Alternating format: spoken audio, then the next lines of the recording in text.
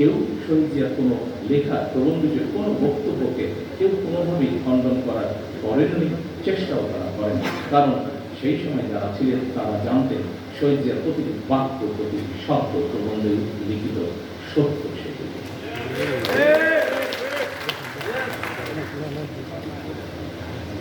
সম্মানিত সভাপতি, মঞ্চে উপস্থিত সুরবৃন্দ, সম্মানিত নেতৃবৃন্দ, আমার সামনে উপস্থিতিবৃন্দ, সাংবাদিক ভাইরা, প্রিয় সহকর্মী ভাই বোনেরা, বছরের পর বছর, এমনকি যুগের পর যুগ ধরে বিশ্বের যেখানে যারা স্বাধীনতার লড়াই করেছেন, সংগ্রাম করেছেন, একমাত্র তাদের পক্ষেই উপলব্ধি করা সম্ভব স্বাধীনতার মূল্য কতখানি। সম্মানিত মহাসচিব সাহেব ওনার বক্তব্যে ছোট্ট একটি কবিতার মাধ্যমে একইভাবে কথা তুলে ধরেছেন।